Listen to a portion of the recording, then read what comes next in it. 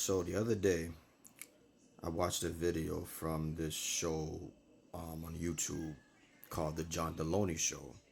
It's an amazing program. It's amazing. Check it out. John Deloney Show.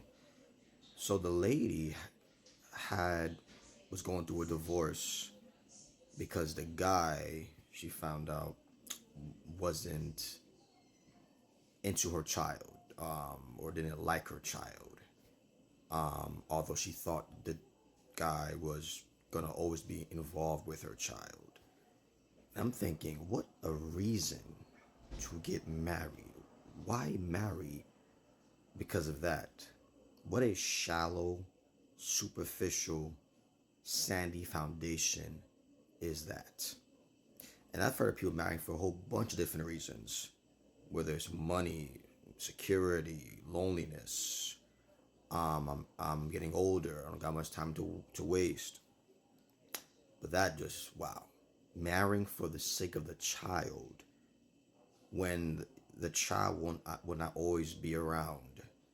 The child could end up cutting things off with the husband, and things may not even be well with the child and husband anymore. And when that happens, you look to your spouse and y'all don't have anything in common, or you have no connecting tie to stay together, especially when hard times come.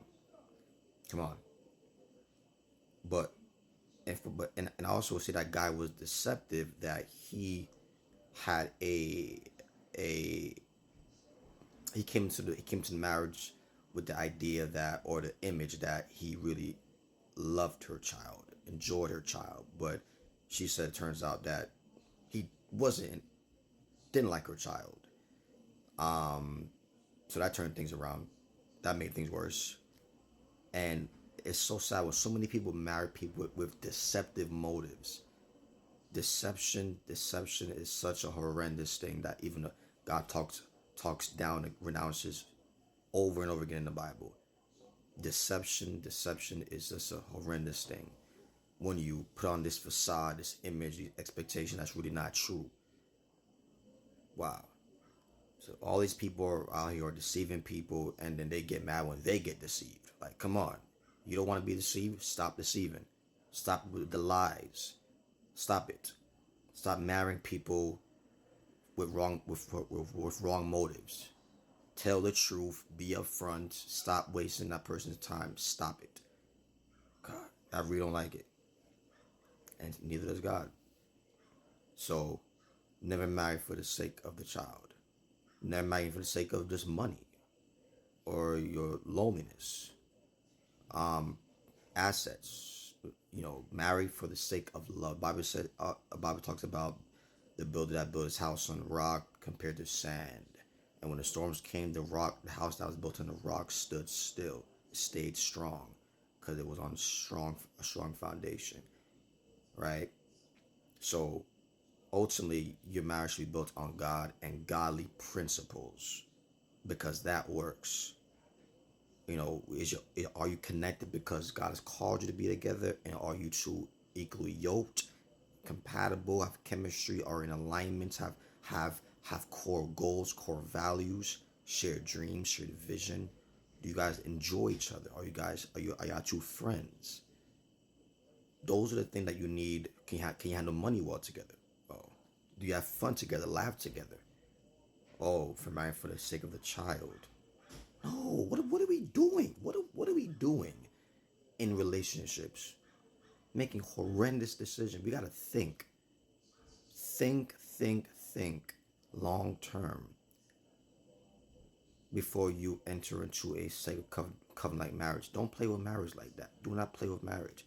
It's a sacred covenant created by God. But she and that guy, they in that video, seem like they divorced, or they're going through a divorce, one of those stuff. Wow, it's sad. So have values, marry for, ultimately, that's God. That person is God sent. God said this is the one. And you have peace about it. The evidence is there. It's natural. Like, one of my favorite things for a factor for long term, lifelong marriage, natural flow. Things are just flowing well. Doesn't mean everything's all gonna be peachy with every single thing, but for the most part, there's flow in conversation. There's progress. There's vulnerability. You have and peace, right? And you two can actually do life together. You two can actually talk together and have tough conversations, in-depth conversations. Many of you are having shallow conversations. You gotta go deep. Ask the tough question, and the person does not want to or is reluctant, end it. Come on. Because if they can answer simple or complex questions before marriage, you think it's gonna be easier after marriage?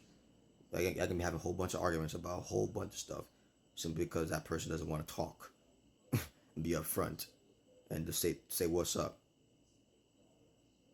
And if you cannot handle the answers to a tough questions, you're not ready either. You're not emotionally ready. Can you? I need someone who can handle what I gotta say. But can you handle what they will say? Or you're gonna get mad and yell and shout and scream and curse and all that stuff. Carry on. No, listen. Grow in your maturity, grow in peace, grow in patience, so that you handle whatever it is that you hear, whatever new that the person relates to you. All right, so that's it. Lord bless you and Lord keep you. Be wise in your relationships. Do please be wise. That's a huge factor of overall success in life and growth and emotional health, and the physical health, financial health, spiritual health is who do we spend the rest of our life with in marriage. So ask God for wisdom and discernment. All right. Be blessed. I love y'all.